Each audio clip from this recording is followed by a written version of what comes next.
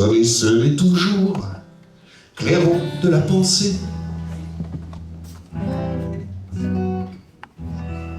L'exilé que tu fus, là-bas à Guernesey, endormi à jamais au panthéon de la gloire. Rêve tranquillement aux châtiments expiatoires.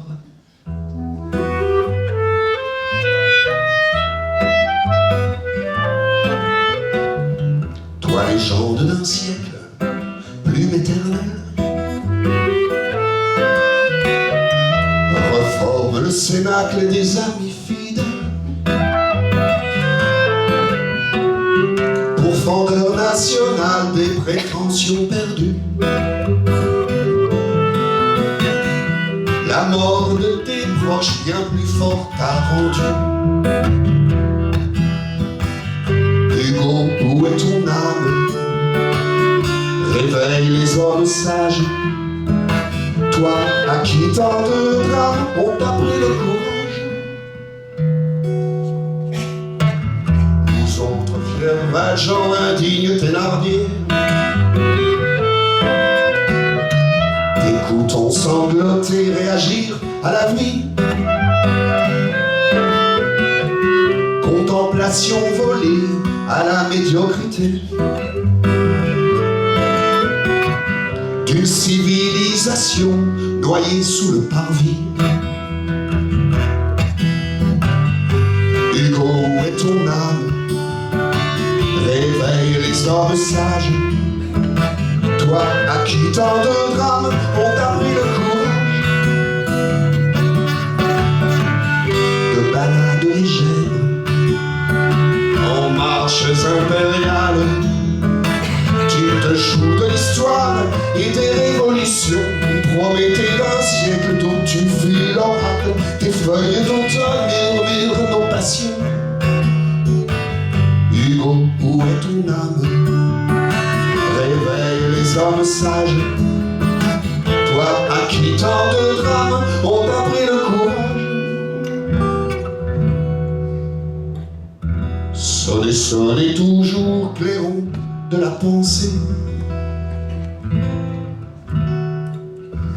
Le prophète que tu es se moque du passé. Auréolé de gloire, à nul autre comparable.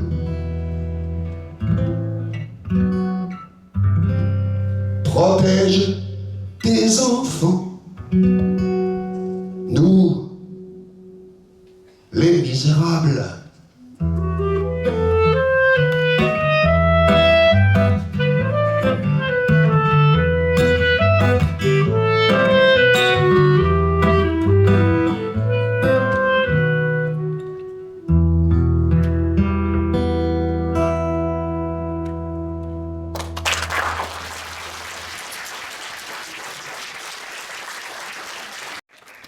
Tant qu'il existera, par le fait des lois et des mœurs, une damnation sociale, créant artificiellement en pleine civilisation des enfers et compliquant d'une fatalité humaine la destinée qui est divine, tant que les trois problèmes du siècle, la dégradation de l'homme par le prolétariat, la déchéance de la femme par la faim, l'atrophie de l'enfant par la nuit ne seront pas résolus.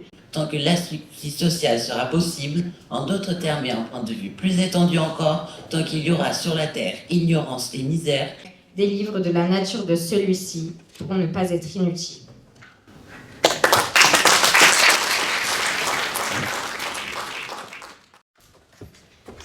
Bonsoir mamie. Qu'est-ce que tu lis? Bonsoir Catherine. Tu pourrais plutôt dire relis et pour la 5e fois. 5e fois, ça doit être passionnant. Je peux le dire, c'est mon roman préféré. Ça s'appelle comment? Les Misérables. C'est un roman de Victor Hugo qui a été publié en 1862. C'est l'un des plus vastes de la littérature française. Il a même mis 17 ans à l'écrire. Il décrit la vie des pauvres gens dans Paris et la province. À notre époque, ça serait sûrement une série sur Netflix. Tu peux me le raconter? T'as un peu de temps? Oui. Demain, il n'y a pas école. Bon, alors, le roman s'ouvre sur le long portrait de Monseigneur Myriel, qui est évêque de Digne et qui vit très modestement en compagnie de sa sœur Baptistine et d'une servante, Madame Magloire. Ce religieux, qu'on appelle aussi Monseigneur Bienvenu, se contente du strict nécessaire pour distribuer le reste de ses économies aux pauvres. Il laisse toujours sa porte grande ouverte et fraternise avec ceux que la société rejette. Là, je trouve que vous allez un peu loin, Monseigneur Bienvenu, comme on aime à vous appeler. A-t-on idée, pour un évêque, de vendre son carrosse pour se promener dans la campagne comme un manant? A-t-on idée de transformer le palais épiscopal en hôpital? A-t-on idée de verser les 2/3 du traitement que l'État vous verse? Les 3/4, ma sœur. Mon frère, on va vous prendre pour un révolutionnaire, ce qui ne serait pas très bien vu maintenant que le roi est revenu. Évidemment, j'en conviens. Mais moi, je crois. Je crois en Dieu. Hélas, j'y crois même tellement qu'il finira bien par exister.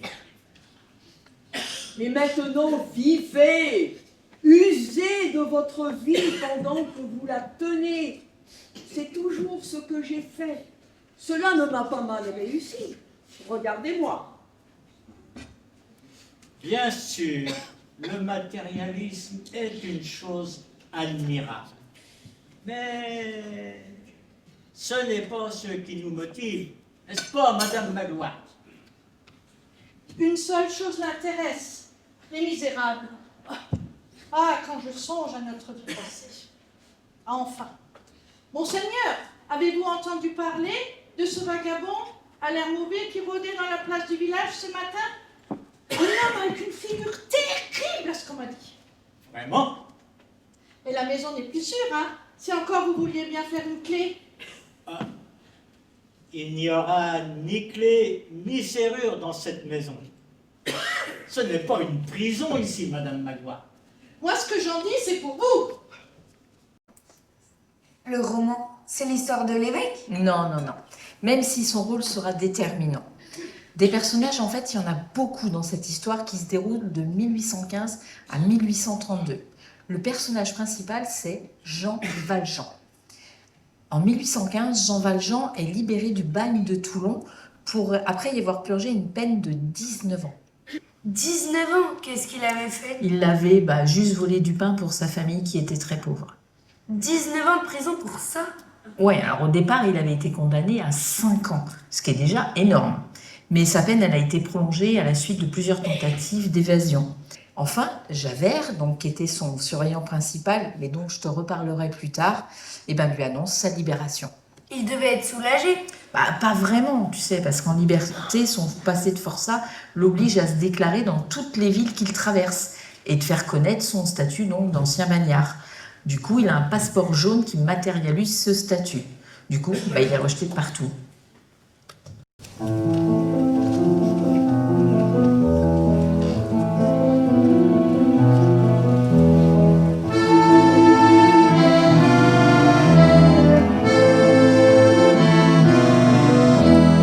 Frappé à ta porte, j'ai frappé à ton cœur, pour avoir bon lit, pour avoir bon feu. Pourquoi me repousser? Ouvre-moi mon frère. Pourquoi me demander si je viens d'Afrique, si je viens d'Amérique, si je viens d'Asie, si je viens d'Europe? Ouvre-moi mon frère. Ouvre-moi ton cœur, car je suis un homme. L'homme de tous les temps, l'homme de tous les cieux, l'homme qui te ressemble,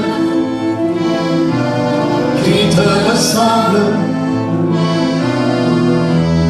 Pourquoi me demander la longueur de mon nez, l'épaisseur de la bouche, la couleur de ma peau et le nom de mes dieux? Ouvre-moi mon frère. Je ne suis pas un noir, je ne suis pas un rouge, je ne suis pas un jaune, je ne suis pas un blanc, car je ne suis qu'un homme. Ouvre-moi mon frère. Ouvre-moi ta main, ouvre-moi ton cœur, car je suis un homme. L'homme de tous les temps, l'homme de tous les cieux, l'homme qui te ressemble. Qui te ressemble.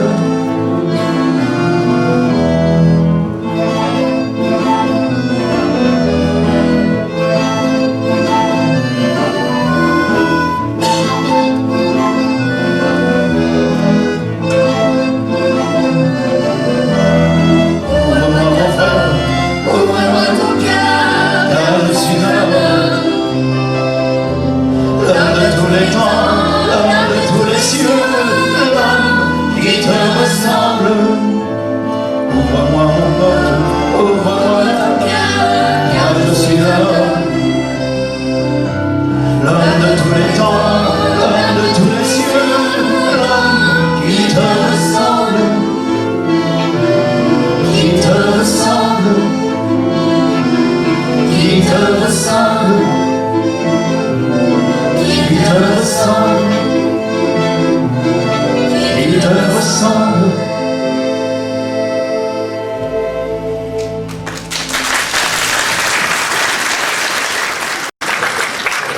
Je rencontre les mecs. Mariole. Myriel, pas Mariole. Mais tu as raison, Catherine. Et c'est ce qui se produit. Entrez, mon ami. Venez, venez. Asseyez-vous. Je veux une soupe. Je veux une soupe et un lit. J'ai de l'argent pour payer. Vous ajouterez un couvert, Madame Magloire. Attendez, attendez.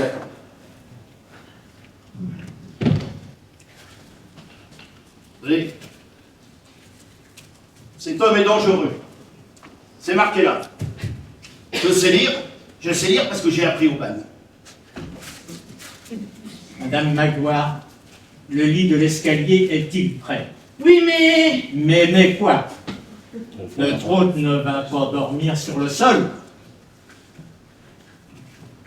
Asseyez-vous.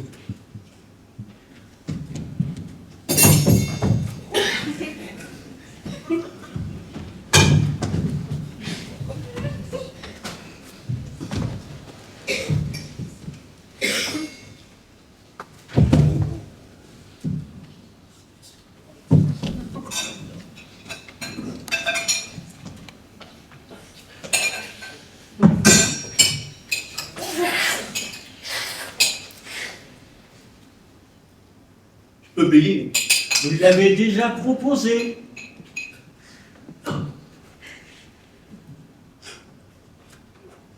Ah, ces couverts en argent, ce chandelier, oui, je les ai conservés en souvenir de ma mère. C'est la seule richesse qui lui reste. Mon frère a vendu tout ce que nous avions au profit des pauvres. Comme s'il allait résoudre la misère à lui tout seul. Et ce qu'il n'a pas vendu, on lui a pris. De toute façon, si ça continue comme ça, il n'y aura plus rien dans cette maison. Alors, voyons. Madame Magloire, notre hôte est fatigué. Donnez-moi une chandelle.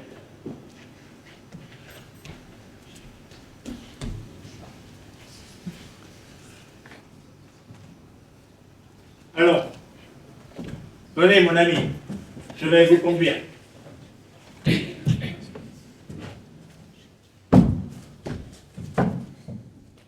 Et il se passe quoi ensuite? Eh ben, il va se réveiller dans la nuit et la tentation. Il ne me dit pas qu'il va voler l'argenterie. Bah si. Sauf les chandeliers auxquels l'évêque avait un attachement sentimental. Et puis il s'enfuit dans la nuit. Quel manque de reconnaissance. Bah tu sais, les 19 ans de bagne ont enlevé toute humanité à Jean Valjean, qui en veut en fait à la terre entière. Mais ça va changer. Comment ça? Jean Valjean est arrêté par les gendarmes qui le ramènent chez Monseigneur Myriel avec l'argenterie qu'il a volée. Et là, il va se passer un événement mais totalement inattendu. Comment ça? Au lieu de l'accuser, l'évêque innocente Jean Valjean en disant que c'est lui qui lui a fait cadeau des couverts en argent. Il engage en plus Valjean à accepter les 2 chandeliers contre la vertu et l'intégrité de sa conduite future. Vous appartenez au bien maintenant, lui dira Monseigneur Myriel. Comment ça? Tu sais dire que comment ça, toi, hein? Comment ça? Bon, alors en fait, Monseigneur Myriel pense que tout homme peut se racheter quoi qu'il ait fait. Et il va le faire? Pas tout de suite. Comment ça? Alors qu'il est sur un chemin montagneux, perdu dans ses pensées et la leçon que venait de lui donner l'évêque, il dérobe dans un très très mauvais réflexe une pièce de 40 sous à un petit savoyard qu'on appelle Petit Gervais.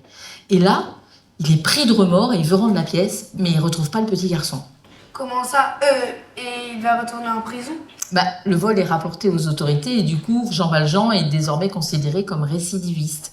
Il va devoir cacher son identité. Et ce vol malencontreux sera sa dernière faiblesse, car comme en fait lui avait prédit Monseigneur Myriel, il va passer définitivement du côté du bien. Il va devenir évêque! Mais non. Mais avant d'en parler, intéressons-nous à un autre personnage. Elle s'appelle Fantine. Et nous sommes maintenant en 1817 à Paris. Avec 3 autres amis, Fantine s'amuse beaucoup, notamment avec les garçons. Et puis elle fait la bêtise de comment te dire ce qu'une femme peut faire avec un homme. Oui, j'ai compris. Elle couche avec l'un d'entre eux, quoi. C'est ça. Voilà. Donc le problème, c'est qu'elle tombe enceinte. Et que son amant, qui s'appelle Tholomyès, il la laisse tomber. Et 10 mois après avoir été abandonnée, pour subvenir aux besoins de son enfant, elle doit travailler. Et pour cela, elle décide de regagner sa ville natale, Montreuil-sur-Mer. C'est où ça? C'est dans le nord de la France. Du coup, la voilà partie sur les routes avec sa petite fille. Comment elle s'appelle? Elle s'appelle Euphrasie. Mais en fait, sa maman la surnomme Cosette. Et elle passe par Montfermeil en région parisienne où elle tombe par hasard sur les Thénardier, un couple qui dirige une gargote. C'est quoi une gargote? Alors une gargote, c'est une auberge. Et les Thénardier, ils ont également 2 petites filles, Éponine et Azelma. Et pour trouver du travail, Fantine, elle doit se séparer de sa petite fille, parce qu'à l'époque, une mère célibataire, elle était rejetée par la société. Alors, pensant bien faire, elle confie spontanément Cosette à ce couple d'aubergistes, en leur promettant de leur verser régulièrement une pension. C'est terrible de devoir faire ça. T'as raison, mais Fantine, elle n'a pas d'autre solution. La Fantine, est-ce qu'elle trouve du travail? Oui, à Montreuil-sur-Mer justement, dans une usine qui fait la fortune de son propriétaire, un certain monsieur Madeleine. Et grâce à lui, il y a beaucoup de travail pour les gens dans la région, même si c'est très dur. À cette époque, on était vraiment loin des 35 heures. Au XIXe siècle, l'ère industrielle a apporté d'énormes changements dans le monde du travail. Avec l'émergence des usines de production de masse, les conditions de travail des ouvriers et des ouvrières dans les usines étaient souvent extrêmement difficiles et dangereuses. Les ouvriers étaient souvent contraints de travailler 12 à 16 heures par jour, 6 jours par semaine.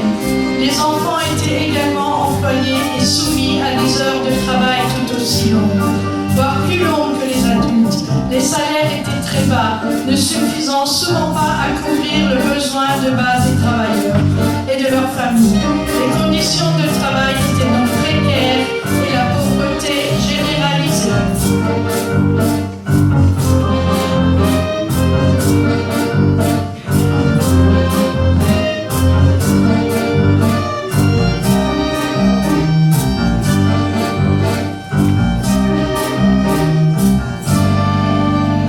La journée finit comme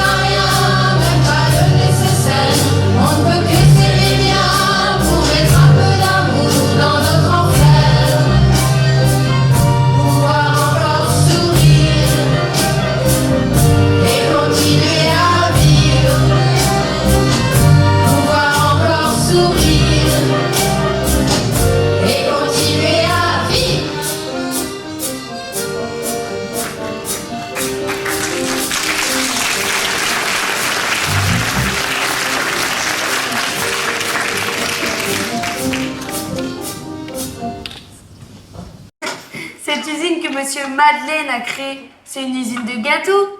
Madeleine, gâteau.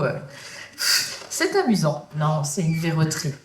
Ce monsieur Madeleine est très apprécié comme patron et la population l'a même élu maire de la ville. Et pourquoi il est très apprécié? Parce qu'en fait, il a une moralité sans faille. De plus, il est très à l'écoute des gens et il donne beaucoup de sa personne. Par exemple, il a sauvé la vie d'un certain Fauchelevent qui était coincé sous sa charrette. Il a réussi à la soulever à la force de ses bras.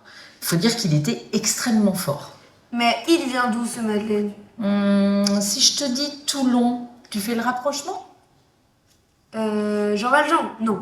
Si, c'est bien lui, c'est bien. Tu suis l'histoire?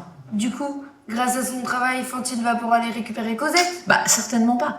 Comme je te l'ai dit, à cette époque, une femme seule avec un enfant, c'était très mal vu. Donc, elle cache l'existence de Cosette et elle continue de verser régulièrement une pension aux Thénardier. Comme ça, les Thénardier, ils s'occupent bien de Cosette? Pas du tout. Les Thénardier, c'est des gens avides et sans scrupules. Ils exploitent la fillette et ils utilisent l'argent que Fantine envoie pour eux. Malgré son jeune âge, Cosette, elle est maltraitée par toute la famille et elle leur sert de boniche. De boniche? C'est quoi? De servante à tout faire, si tu préfères. Quasiment une esclave et en plus battue régulièrement. La pauvre Cosette, elle doit supporter tout ça. Mais il vient d'où ce Thénardier? Alors en fait, lui, c'est un ancien sergent qui servait Napoléon et dont il est un profond admirateur. Il était à la bataille de Waterloo que l'empereur a perdue. Ça, tu le sais. Oui, en 1815, tout le monde le sait. Ouais, en effet. Toujours est-il que Thénardier se vante à qui veut l'entendre qu'il a sauvé un colonel, le colonel Pontmercy, sur le champ de bataille. En fait, c'est faux. Il voulait surtout le dépouiller en pensant qu'il était mort. Mais voyant qu'il était vivant et qu'il y avait des témoins, il a fait celui qu'il sauvait. Du coup, on le prend pour un héros dans son auberge qu'il a appelé d'ailleurs le sergent de Waterloo. Alors qu'en fait, c'est qu'un pourri, ce type. Lui et sa femme, c'est sûr qu'ils sont lamentables, jaloux et sans aucune moralité. Ils sont prêts à dépouiller mais n'importe qui. Et ce monsieur ne se prend pas pour n'importe qui. Bon aubergiste allège les bourses, grosses ou petites, des touristantes. Cabaretier, honnêtement, c'est monnayer la soif du passé.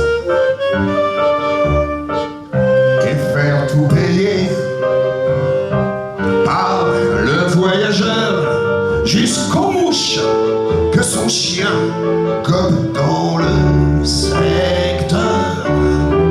Maître Thénardier, d'infinie sagesse, docteur et civresse et conseil en micmac, nouveau philosophe, faux apothicaire, faux témoin expert près de la cour des miracles, qu'une destinée contraire a fait naître loin de la Suisse, chambre forte de la terre, dont je sens le fils. Baron de Thénard, petit noblesse, remplacer la cité de l'ancienne vitesse, despote idéal, Seigneur continental, prince des vins et tyran du tyran Est, qu'une destinée contraire a planté dans ce canton. Quand il me faudrait la planète pour assouvir mon ambition.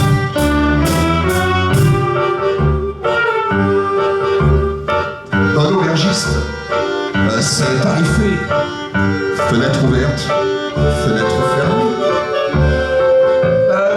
Le fauteuil, la chaise, le tabouret, le lit de plume et la botte de paille. Et savoir combien l'ombre use le miroir pour saler la facture avant le départ.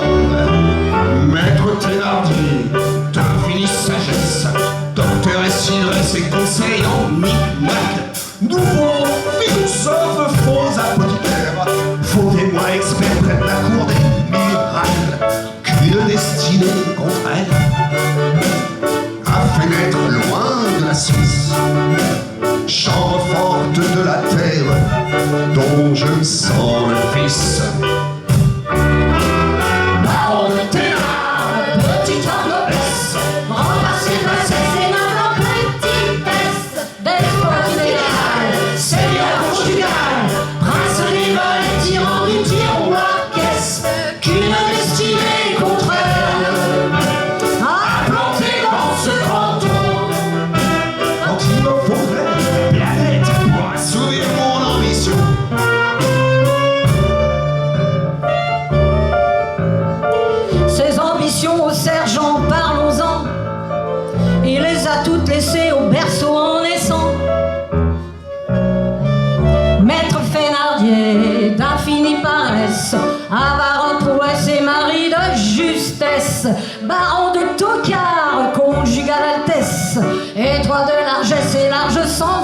espèce qu'une destinée traîtresse a planté sur mon chemin et qui promet toujours que la richesse est pour demain. Maître Thénardier! Maître Thénardier! Oh, bah c'est la Suisse! Un mari de justesse! Baron de Thénard! Tocard! Prince des Valais! Large sans espèce! Qu'une destinée contraire a planté dans ce canton. Quand il me faudrait la planète pour assouvir mes ambitions.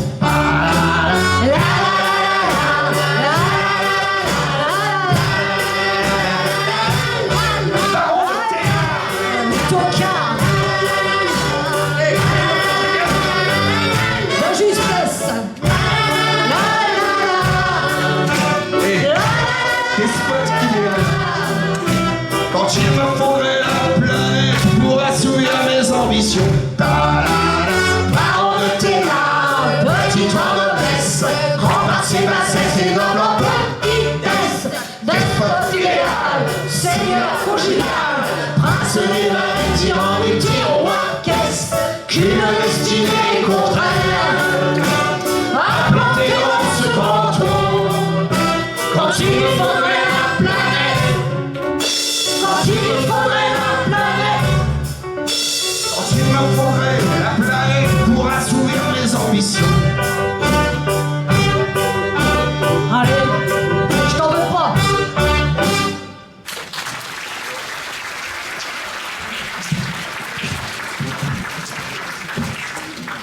Mais je ne comprends pas pourquoi ils exploitent la petite Cosette. C'est ignoble de traiter comme ça une petite fille. Ouais, mais oui. Mais comme je te l'ai dit, les Thénardier, ils sont sans aucune moralité. Ils profitent de l'argent que Fantine leur envoie régulièrement. Ils font même croire qu'elle est malade pour réclamer encore plus d'argent. Pour la Thénardier, en fait, seules Éponine et Azelma, ces deux filles, sont bien traitées. Elle a aussi eu d'autres enfants, mais qu'elle a délaissés lamentablement. J'espère que Fantine va pouvoir aller récupérer Cosette. Bah, malheureusement, non. Et le malheur va encore s'accentuer. Oh là, tu me fais peur. Bah oui. À la sortie de son usine, une ouvrière un peu mégère arrache des mains de Fantine, en fait, une lettre qu'elle a reçue des Thénardier, qui lui demandait encore plus d'argent en lui faisant croire que Cosette était malade et qu'il fallait de l'argent pour payer les médicaments.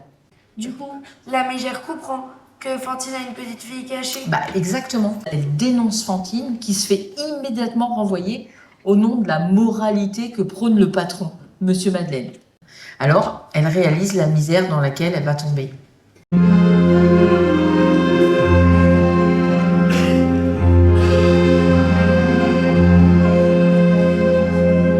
J'avais de si jolis défauts, j'étais rêveuse, j'étais coquette. Un peu naïve, mais pas trop, pour ne jamais perdre la tête. Et je me faisais fête d'un chant d'oiseau, d'un jour nouveau.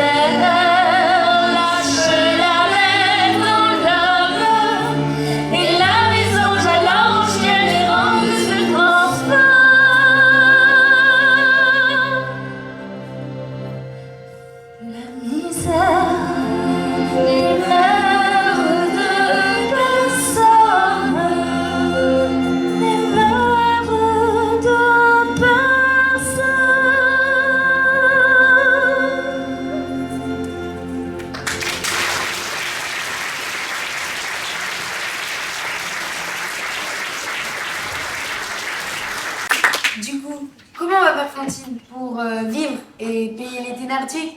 Bah, plusieurs choses terribles. Elle vend ses cheveux, par exemple, et puis ses dents. Ça se vendait, ça? Bah oui. Elle a vendu autre chose aussi.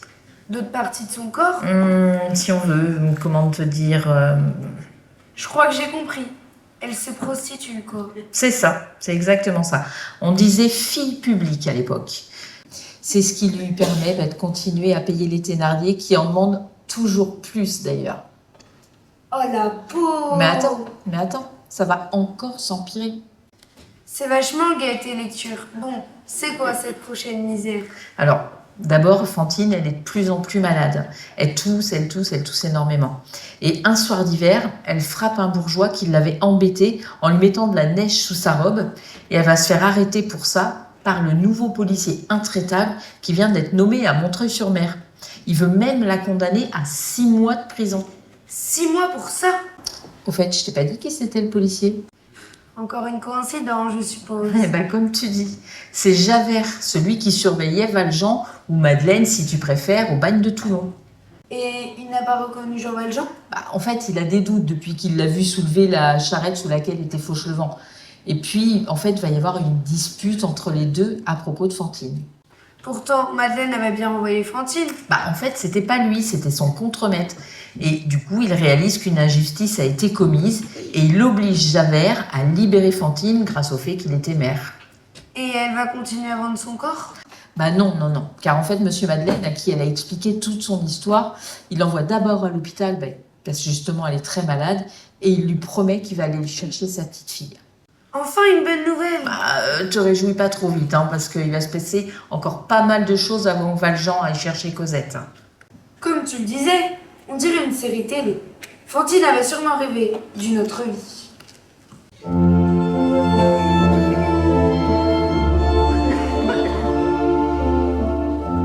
J'avais rêvé d'une autre vie, mais la vie a tué mes rêves. Comme on étouffe les derniers cris d'un animal que l'on achève. J'avais rêvé d'un cœur si grand que le mien puisse y trouver place. Mon premier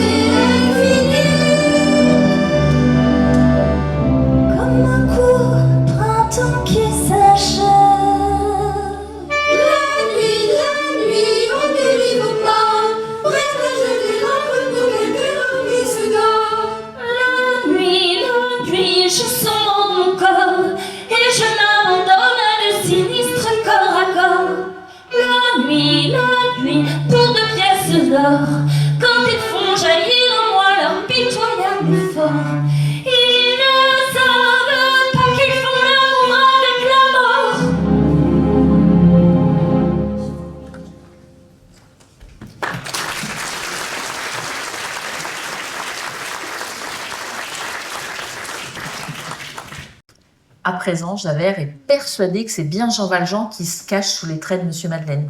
Alors, il l'arrête? Non, non, non. Il le dénonce à la justice qu'il recherche toujours pour le vol du petit Savoyard. Mais il va y avoir un nouvel événement. Allez, vas-y, annonce. Eh bien, non loin de là, à Arras, dans le nord de la France, un certain Champmathieu a été arrêté pour un vol de pommes.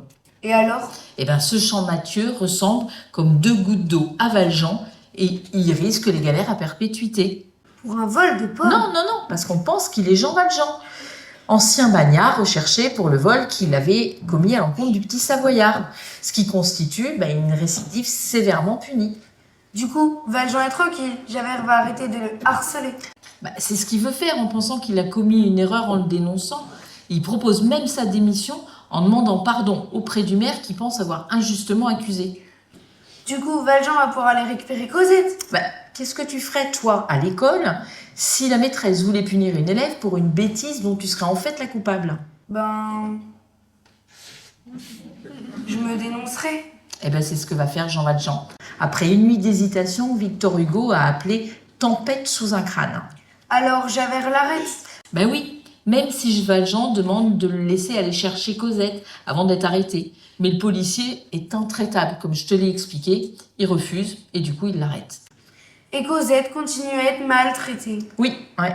Mais d'autres événements vont lui être favorables. Raconte.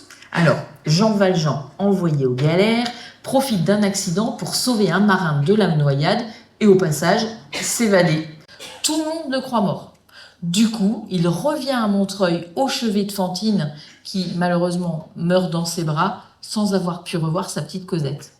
Et t'appelles ça des événements favorables? Oui, c'est vrai, t'as raison. Mais ça va bientôt être la fin du calvaire de Cosette, qui est toujours aussi maltraitée et qui s'enferme dans ses rêves.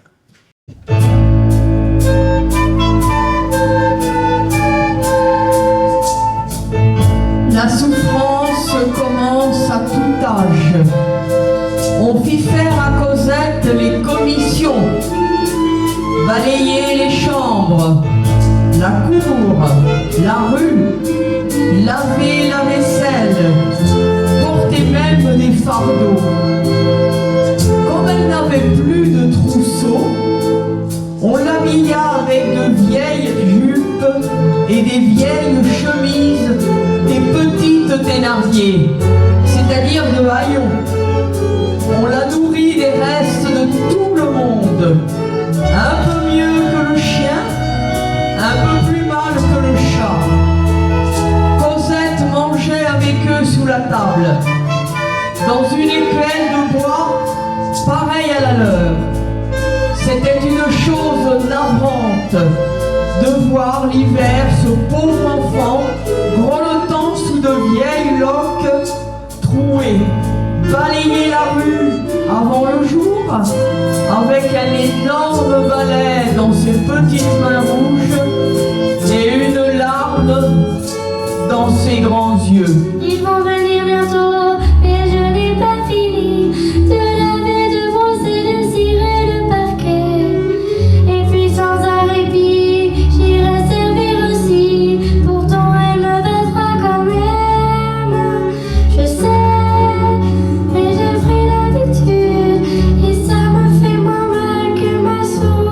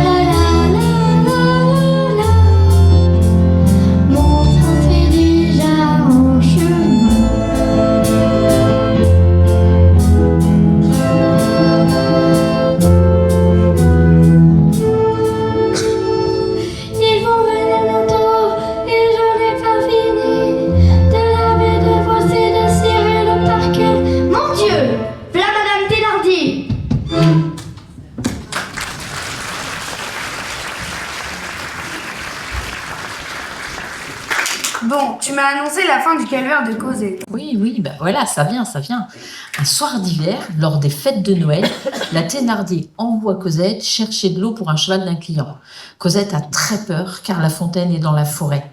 Le bois était ténébreux. De grands branchages s'y dressaient affreusement. Des buissons chétifs et difformes sifflaient dans les clairières. Le poids du seau tendait et raidissait ses bras maigres. L'anse de fer achevait de raidir ses petites mains mouillées. Cela se passait au fond d'un bois, la nuit, en hiver. C'était une enfant de 8 ans. Il n'y avait que Dieu en ce moment qui voyait cette chose triste. Elle pensait qu'il lui faudrait plus d'1 heure pour retourner à Montfermeil et que la Thénardier la battrait. En ce moment, elle sentit que le seau ne pesait plus rien. Une main qui lui parut énorme venait de saisir l'anse. C'est Valjean qui l'aide à porter son seau. Oui, Jean Valjean, qui voyage comme un pauvre piéton anonyme. Et il la raccompagne alors à l'auberge. Comment il fait pour récupérer Cosette? Alors, il va attirer l'attention en offrant à Cosette une poupée à 30 francs. Une forte somme pour l'époque. Ce qui provoque l'envie des petites Thénardier et la rage silencieuse de leur mère. Mais Thénardier flaire la bonne affaire et ordonne à sa femme de se mettre littéralement à plat ventre devant l'homme. Jean Valjean offre de racheter Cosette et Thénardier, après quelques négociations, demande une somme qu'il croit considérable. Il avait beaucoup d'argent, Jean Valjean. Ben oui, il en avait beaucoup mis de côté à Montreuil-sur-Mer, où son usine lui avait beaucoup rapporté. Donc il paye sans discuter et il s'en va avec Cosette, un peu surprise, mais contente de quitter l'auberge où elle avait été aussi maltraitée. C'est bien ça, c'est comme ça que se termine ton histoire? Bah, tu rigoles? On n'en est qu'à la moitié. Mais avant de te raconter la suite, je te propose d'aller prendre un petit rafraîchissement.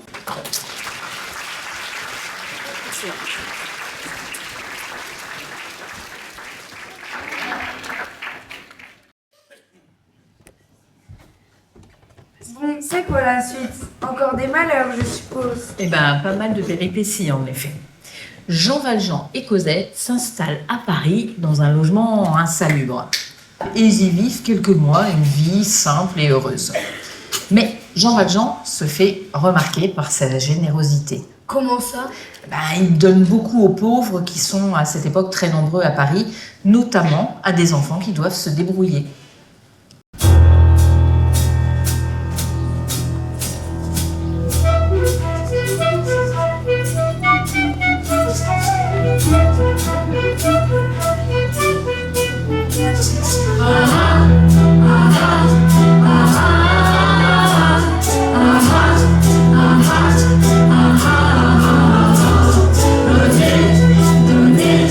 Donnez aux pauvres Dieu, donnez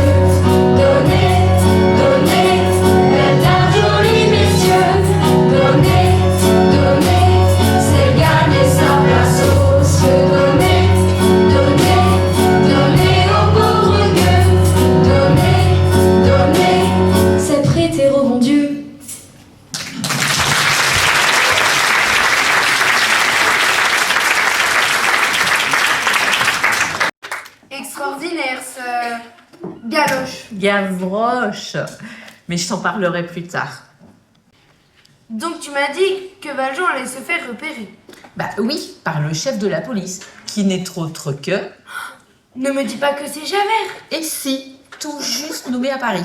Il a eu connaissance de l'histoire chez les Thénardier où Valjean est venu récupérer Cosette. Alors un homme riche avec une petite fille dont il avait protégé la mère, ça lui a mis la puce à l'oreille. Il est même à 2 doigts de l'arrêter à cause d'une dénonciation. Mais heureusement, Valjean arrive à s'enfuir avec Cosette.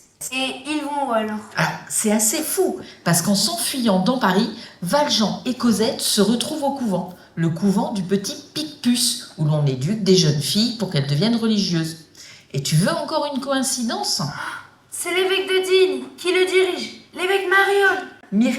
Myriel, je te l'ai déjà dit. Mais non, c'est pas lui. D'ailleurs, il est mort entre-temps.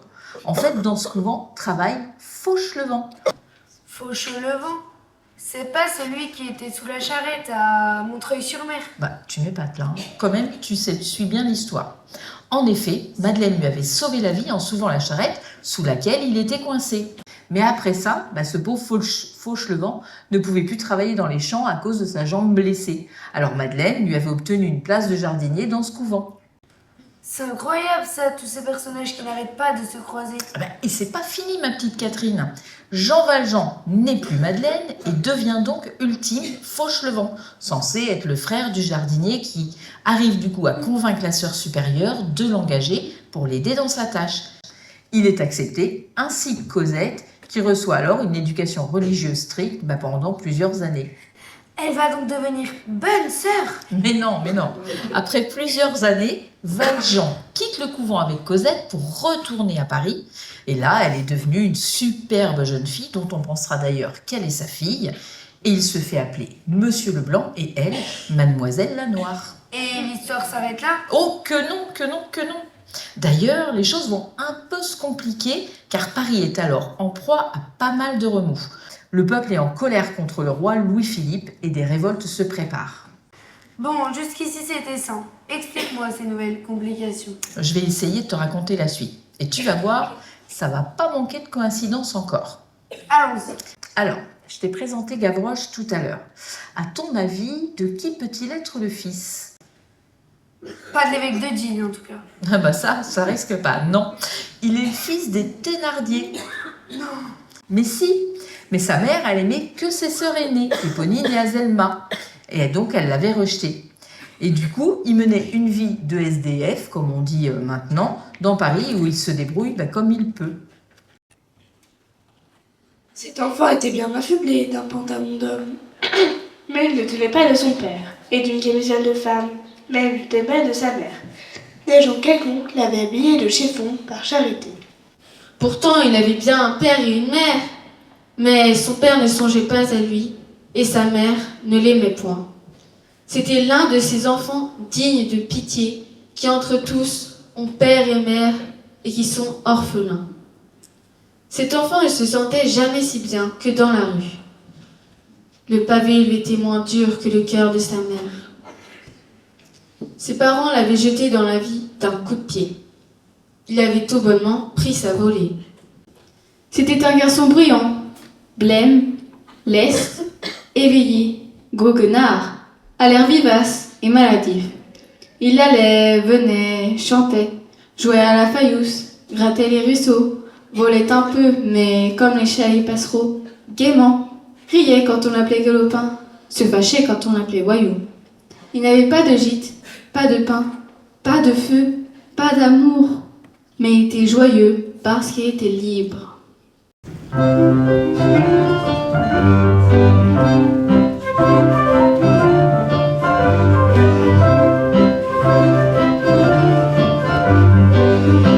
Je suis tombée par terre, c'est la faute à Voltaire. Le nez dans le ruisseau, c'est la faute à Rousseau. Je ne suis pas notaire, c'est la faute à Voltaire. Je suis petit oiseau, c'est la faute à Rousseau. Il est tombé par terre, c'est la faute à Voltaire. Le nez dans le ruisseau, c'est la faute à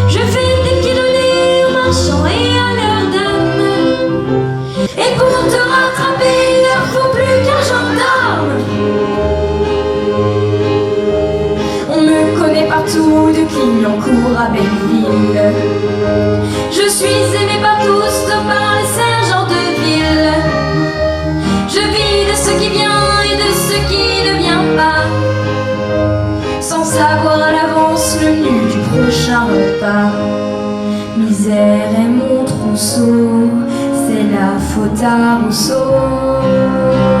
On est né à Nanterre, c'est la faute à Nanterre. Et mettre à bail les os, c'est la faute à Rousseau. Si tu n'es pas Nanterre, c'est la faute à Nanterre. Tu es petit oiseau, c'est la faute à Rousseau. Il est tombé par terre, c'est la faute à Nanterre. Le nez dans le ruisseau, c'est la faute à Rousseau. Si tu n'es pas Nanterre, c'est la faute à Nanterre. Tu es petit oiseau, c'est la faute à Rousseau. Tu es petit oiseau, c'est la faute à Rousseau.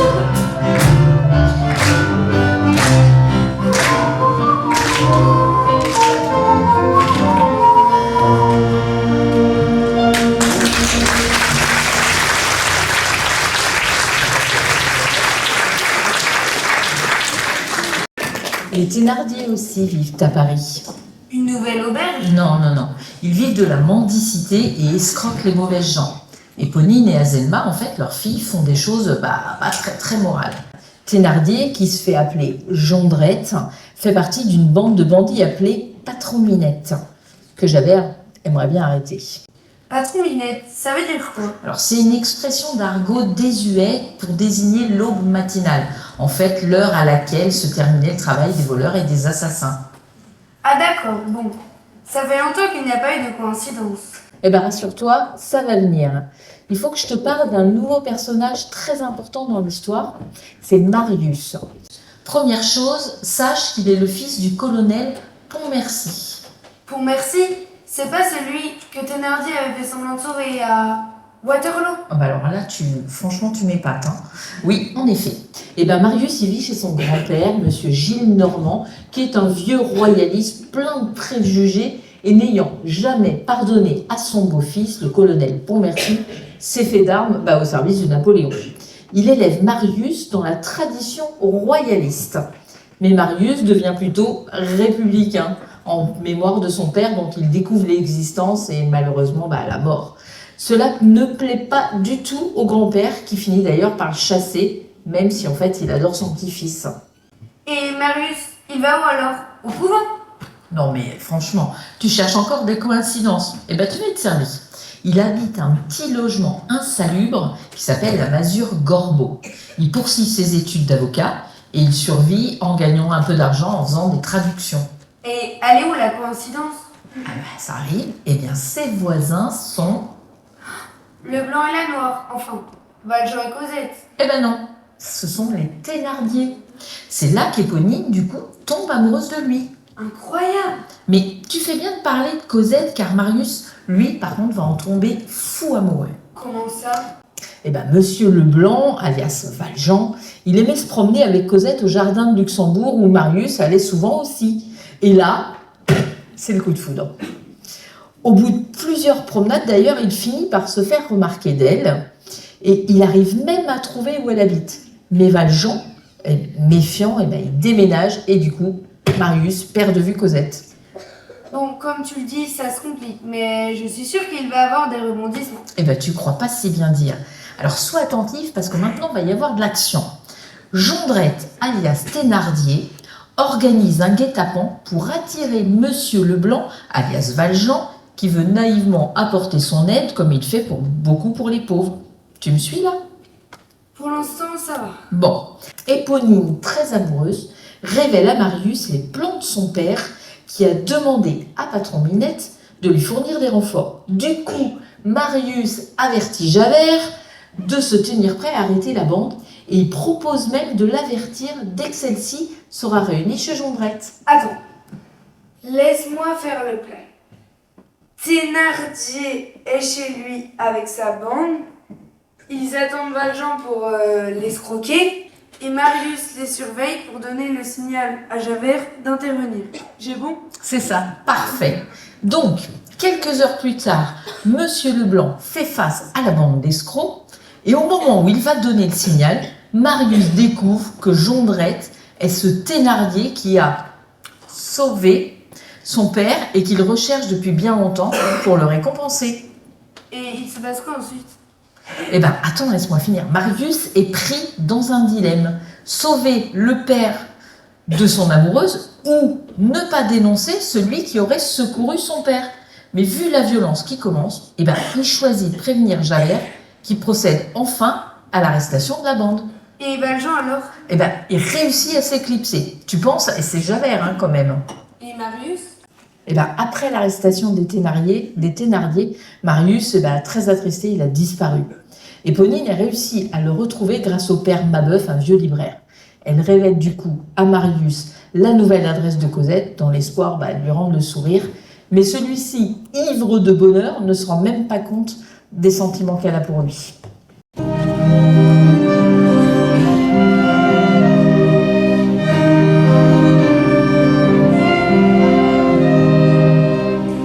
Deux anges qui se découvrent n'ont rien à expliquer.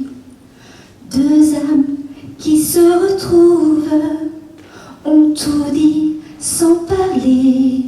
J'ai souvent rêvé dans les bras de Marius d'être à sa place, devant ce bonheur d'un autre monde. La jalousie s'efface. Ils marchaient sans savoir l'un vers l'autre, comme la chance quand elle cherche le hasard. Deux enfants mis au monde l'un pour l'autre, pour jouer les héros d'une histoire. Ils descendent des nuages rayonnants de mystère pour faire un long voyage d'amour sur cette terre. À peine se sont-ils vus qu'ils se sont reconnus avant de se connaître. Le bonheur leur va bien l'un à l'autre. Un aveugle en son cœur pourrait le voir. Le bonheur, ça fait mal chez les autres quand on n'a pas de rôle dans l'histoire. Mais dans une pièce à deux, les autres n'ont pas réplique. Ils sont dans le public. Ils marchaient sans savoir l'un vers l'autre. Et la chance a trouvé le hasard. On peut plus les aimer l'un sans l'autre, sans trahir la morale de l'histoire.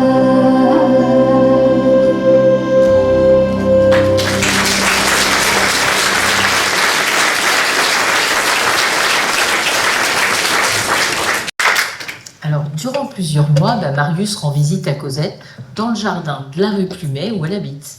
Et Valjean ne le sait pas? Non, mais Éponine, si. Rassure-moi, elle va pas leur faire de mal. Non, au contraire. Elle va même tromper son père qui a réussi à s'évader avec sa bande et qui veut se venger de Valjean. Elle lui indique une mauvaise adresse et du coup, Thénardier peut pas le retrouver. Elle est brave finalement. On peut dire ça, mais beaucoup d'événements vont encore avoir lieu. Comment ça? Comment ça? Mais c'est vraiment ta question préférée, hein? Ah, pardon. Bon, c'est quoi cet événement? Comme je te l'ai dit, Paris est agité, si on peut dire. Louis-Philippe, le roi, qui met en place ce qu'on a appelé la Restauration, n'est pas du tout aimé par le peuple. Et ça va conduire à des émeutes. On est en quelle année là? En 1832. D'ailleurs, il faut que je te parle des amis de l'ABC. L'ABC, ça veut dire quoi? C'est un jeu de mots, tu sais, pour le verbe abaisser. Et ses amis, ils ont fondé une sorte de société secrète de républicains révolutionnaires.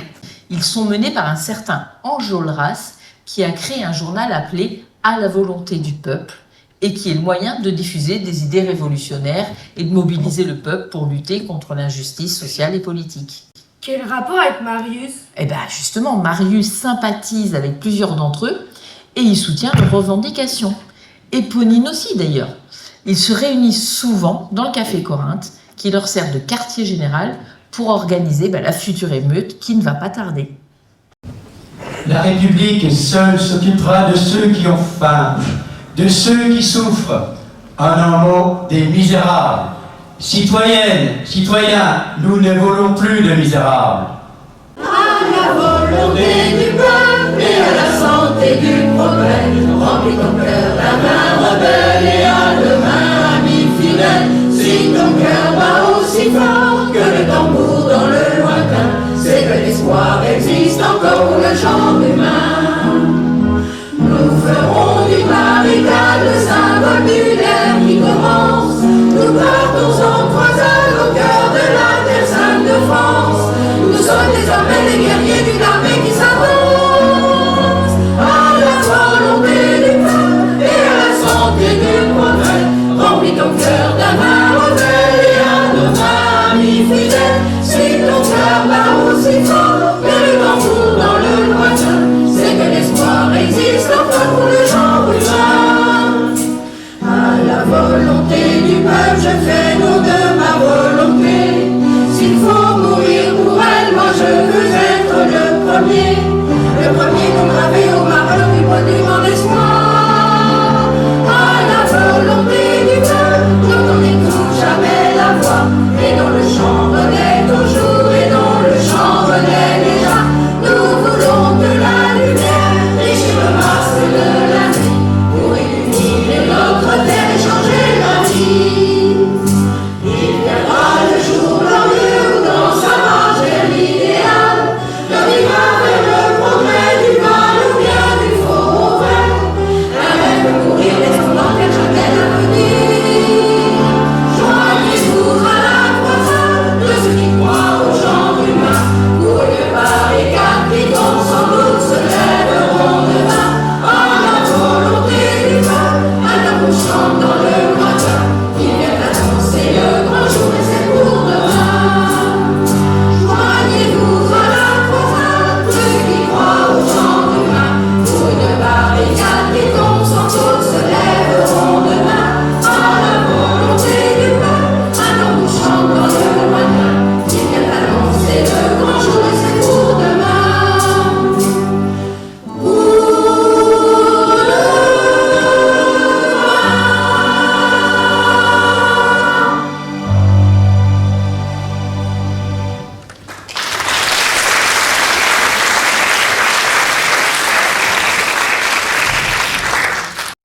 Bon, alors comme tu l'as compris, en cette année 1832, l'insurrection est proche. Et on n'est pas dans le plus simple du roman, là. Alors pour bien comprendre, on va faire le tour de nos personnages. Allons-y, parle-moi de Galoche. Gavroche. Lui, toujours pareil. Il va de ci, de là, dans Paris. Il loge même dans un éléphant. Un éléphant? Mais oui, une énorme construction en bois voulue par Napoléon, place de la Bastille.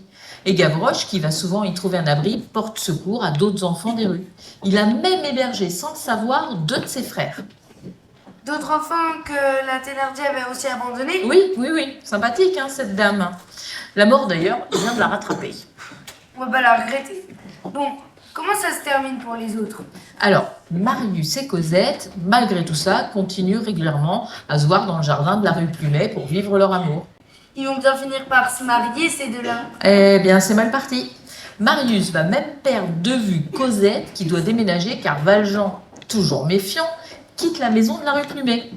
Cosette écrit une lettre qu'elle laisse dans le jardin pour Marius, afin de lui expliquer où elle est, mais c'est Éponine qui la trouve, et elle la cache à Marius. C'est la jalousie qui l'a poussé à faire ça. Bah oui.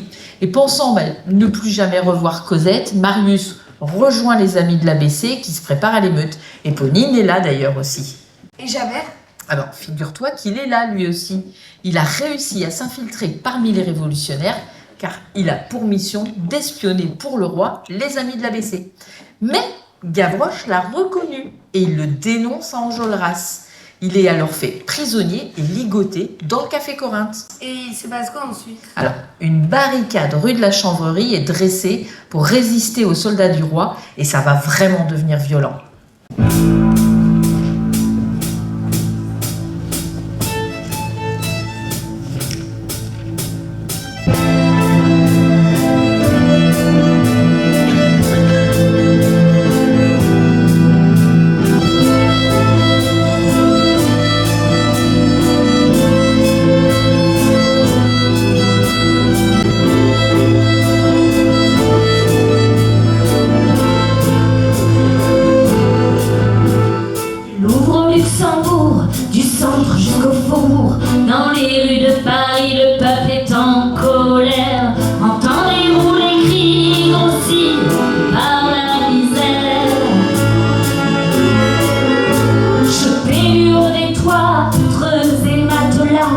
chaises et contrepoids et meubles de tout bois. Arracher les pavés, personne ne doit passer. Avec camarades, former les remparts, car ce soir dans Paris nous combattrons. Unis et fiers, sous le même étendard, ensemble contre la famille nous battrons. Saluez le drapeau que la République nous a donné, le drapeau de la liberté et de l'égalité. Vive la Révolution, vive la Révolution.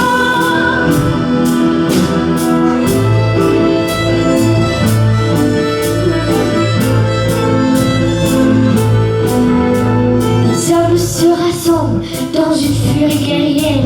Déjà la ville tremble des marches militaires.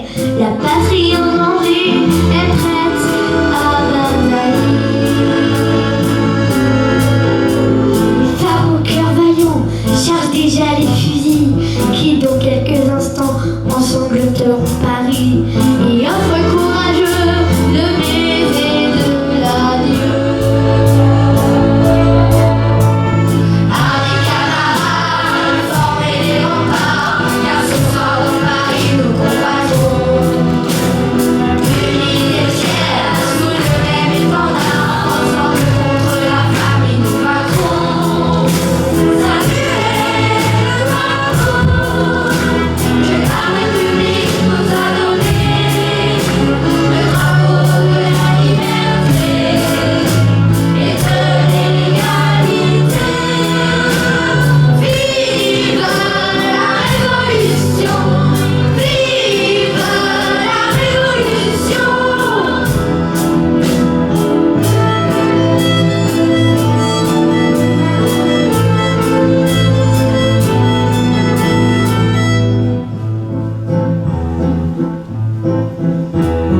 Taverne et donne du vin, abreuve notre courage et prions pour qu'aucun ne fuit pendant l'orage.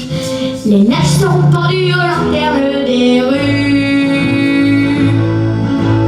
Allez camarades, formez les remparts, car ce soir dans Paris nous combattrons. Unis et fiers, sous le même étendard, ensemble contre la famille nous vaincrons. Saluez le drapeau que la République nous a donné, le drapeau de la liberté et de l'égalité. Vive la Révolution, vive la Révolution.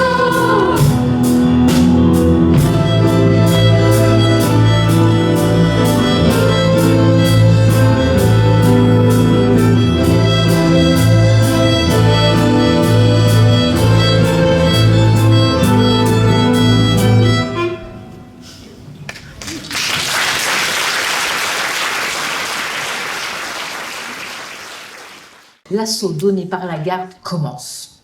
Il y a beaucoup de morts des deux côtés.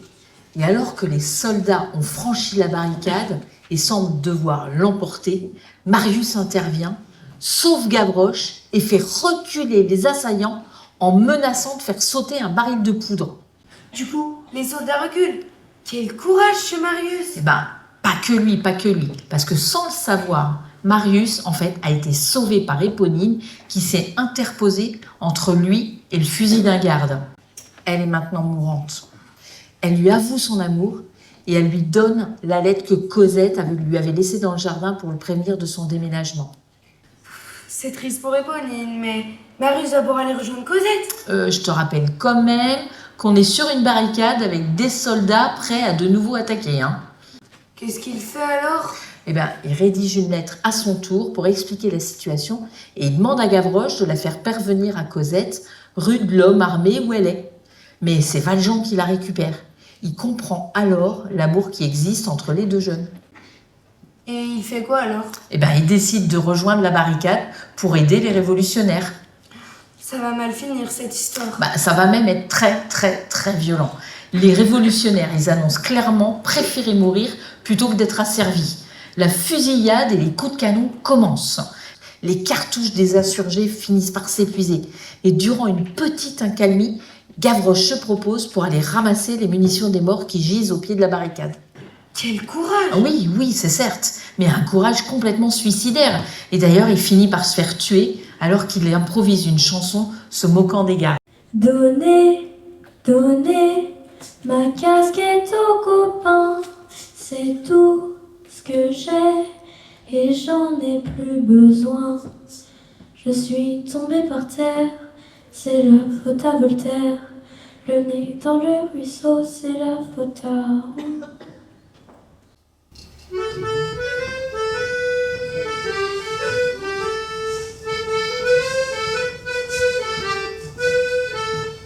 Il est tombé par terre, c'est la faute à Voltaire. Le nez dans le ruisseau, c'est la faute à Rousseau. Il est tombé par terre, c'est la faute à Voltaire. Le nez dans le ruisseau, c'est la faute à Rousseau.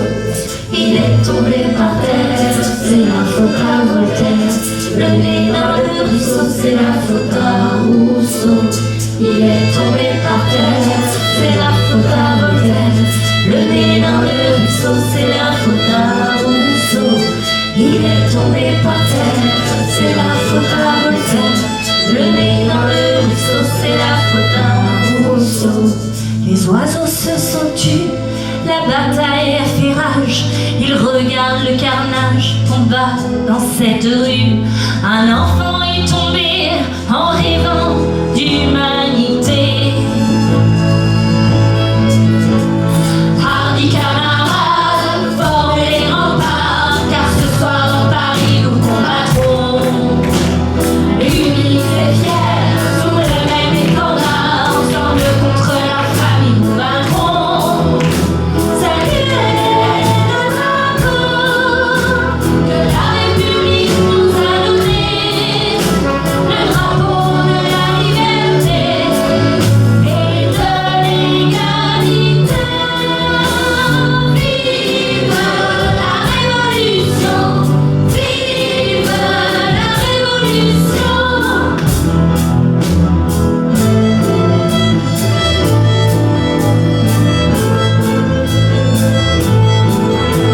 Debout sur la muraille, face aux soldats du roi, Paris sous la mitraille garde son honneur roi.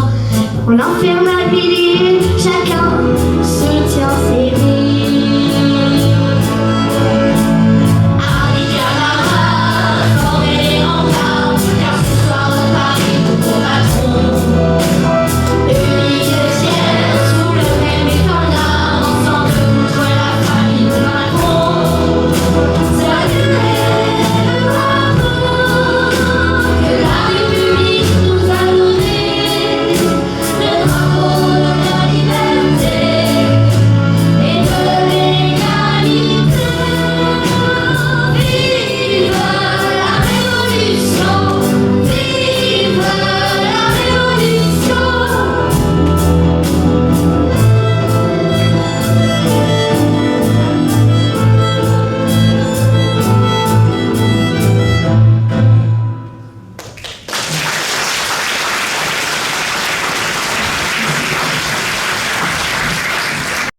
La violence va continuer, je suppose.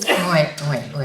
Alors qu'Enjolras organise l'exécution de Javert, Jean Valjean demande comme faveur et va s'en charger lui-même.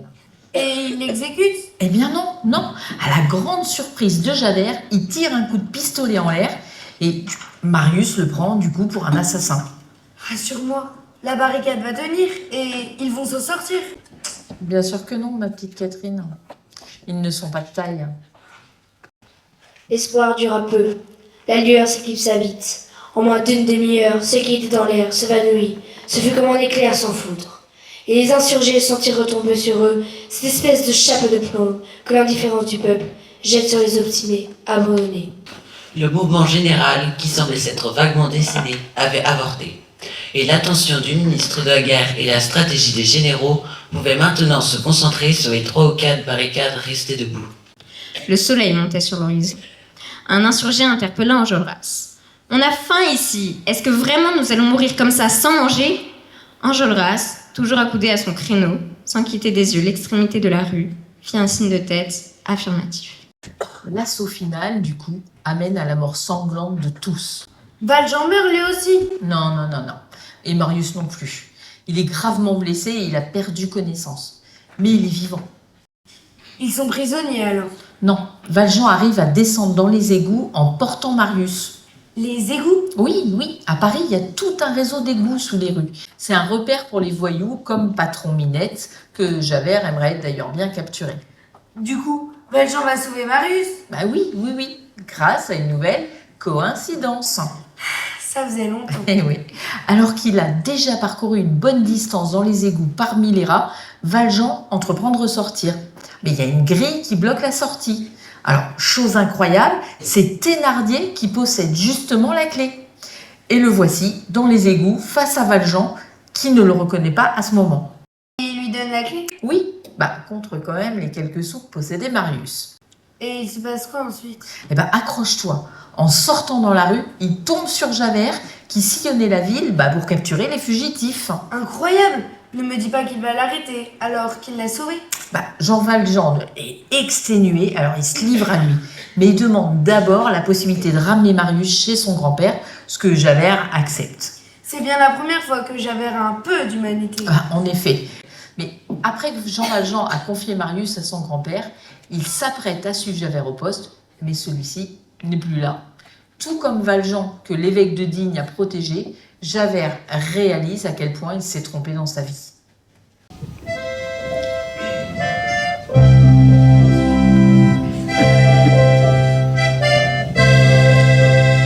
Ce siècle noir et vil où j'incarne le droit ne tient plus qu'à un fil si l'on n'obéit pas. Certes, les lois sont dures, mais elles sont les lois. Il est prudent et sûr de savoir filer droit. C'est moi, Javert, lucide et froid. Par moi, Javert, passe la loi. On me dit c'est dur, je le suis, je l'avoue. C'est pour mieux attraper les voyous. Jamais je ne les lâche, jamais je n'abandonne. C'est ma vie, c'est ma tâche, je chasse comme personne. C'est moi, Javert, lucide et froid. Par moi, Javert, passe la loi. Tu peux changer de nom, tu peux changer de ville, je te colle au talon. Je te sais si fragile, comment, que me dis-tu?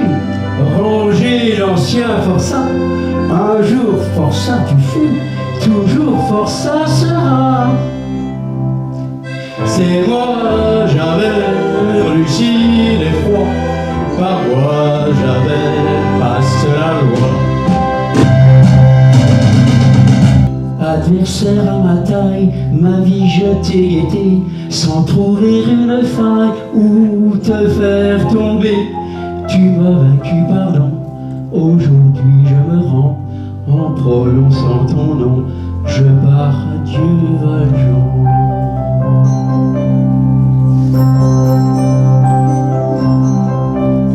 C'est moi, Javert, il fait si froid, adieu Javert, pauvre de moi.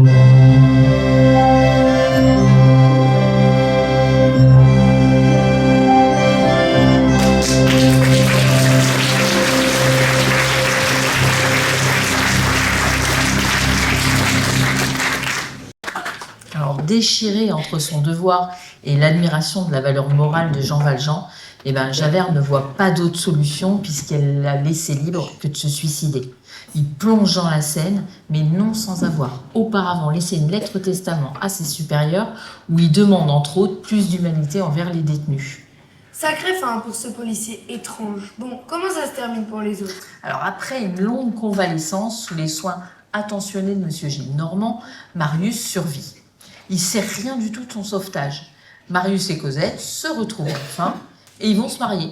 Et tandis qu'on prépare le mariage, Marius tente enfin en vain de retrouver son sauveur, ainsi que Thénardier, toujours, pour le récompenser d'avoir sauvé son père. Donc il ne sait pas que c'est Valjean qui l'a sauvé. Non, non. Et même quand Marius apprend son passé d'ancien forçat évadé, toujours recherché, il croit toujours qu'il a tué Javert. Valjean n'assiste donc pas, du coup, au mariage et va vieillir seul dans une petite habitation modeste. Quelle injustice! Oui, en effet. Et des mois vont se passer. Et même Cosette, elle est tellement heureuse avec Marius qu'elle va presque oublier Valjean. Quelle tristesse! Mais il va y avoir tout de même un petit peu de morale dans la fin de ce roman. Comment ça? J'espère que ce sera quand même ton dernier comment ça. Pardon. Bon, finalement, Marius va comprendre ce qui s'est vraiment passé. Et c'est Thénardier qui va lui faire comprendre. Celui-ci, espérant encore obtenir de l'argent, pensait dénoncer Valjean, détrousseur de morts, dans les égouts. Toujours aussi pourri celui-là. Du coup, Marius réalise qu'il a été sauvé par Valjean, et avec Cosette, à qui il raconte toute l'histoire, il se précipite chez lui. Alors il a beaucoup vieilli, notamment à cause du chagrin. Et c'est juste avant de mourir qu'il va leur dire « Mes enfants, voici que je ne vois plus très clair. J'avais encore des choses à dire, mais c'est égal. Pensez un peu à moi. Vous êtes des êtres bénis. Je ne sais pas ce que j'ai, je vois de la lumière. Approchez encore, je meurs heureux.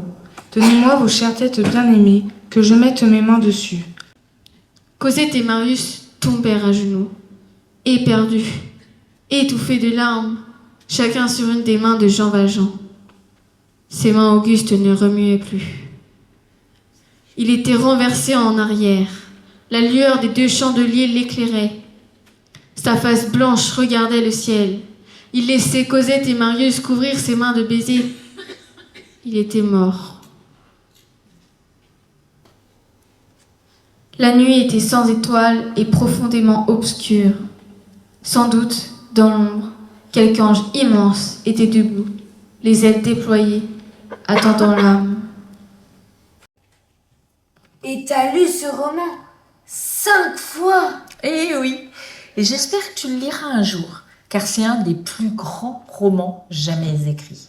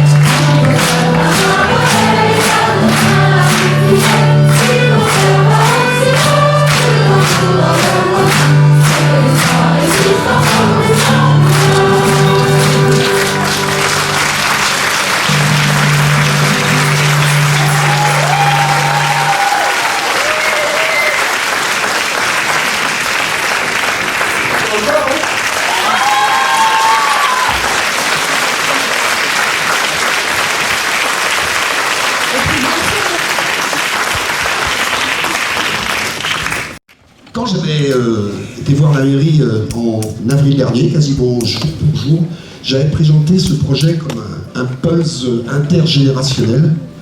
Je crois que ça se voit. Ça va du primaire jusqu'à très loin du primaire.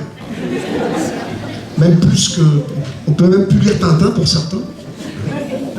Voilà, donc on va parler du pulse maintenant, des différentes pièces. Alors dans ces pièces, il y avait des jeunes de l'Armanger. Il faut savoir que tous les textes qu'elles ont dit, qu'elles ont très bien dit d'ailleurs, c'est du Victor Hugo. D'autres jeunes de l'Armanger aussi, qui sont venus chanter avec quelques chansons qu'ils avaient appris à l'école avec leur professeur. Remercier Célia, qui qui nous a passé toutes les diapos. Alors on va remercier les actrices et les acteurs du début du spectacle. Hein. Donc Louis-Marie, en évêque de Digne.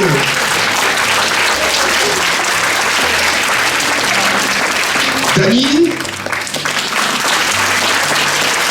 Et Patricia. Alors merci beaucoup à la chorale à travers champs.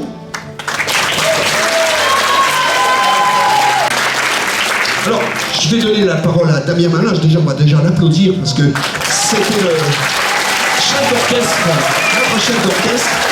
Donc, et puis le clarinettiste aussi, puisqu'on a joué ensemble, ça nous a fait plaisir. Et puis je le laisse vous parler de l'orchestre. Alors oui, l'orchestre est un peu particulier, parce que Stéphane nous avait demandé de faire un orchestre en faisant aussi apparaître un peu la multiplicité des musiciens de Châlons. Donc en fait, il est composé pour une partie des musiciens, en tout cas des élèves de l'école de musique, et pour une autre partie de musiciens de l'harmonie chalonnaise. Monter un répertoire comme celui-ci, répertoire d'une comédie musicale, n'était pas forcément chose aisée dès le départ, mais je pense qu'ils s'en sont bien sortis. Et en tout cas, je vous demande de les applaudir. Bravo à eux. Et puis je vais présenter maintenant les pièces individuelles du Pulse. Hein. Patrick, Jean Valjean, hein, qui a chanté et joué la comédie. Hein. Michel et Christine, toutes les deux là, nos ouvrières, qui se font du bien au troisième couplet. Hein. Voilà. Je voudrais remercier Frédéric, voilà, Madame Thénardier, la sympathique Madame Thénardier. Virginie.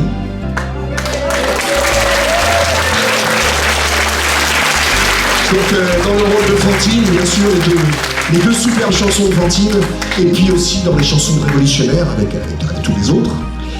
Donc, bien sûr, Margot, petite Cosette.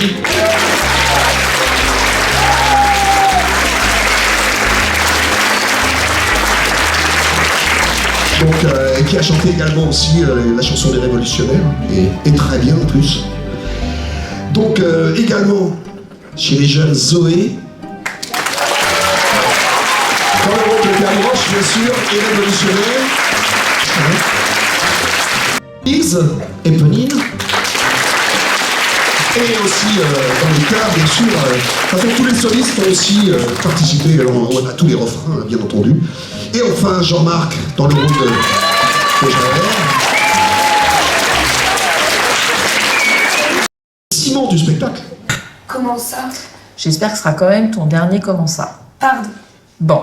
Virgo, pour la mamie. Et Emma, bien sûr, pour Catherine.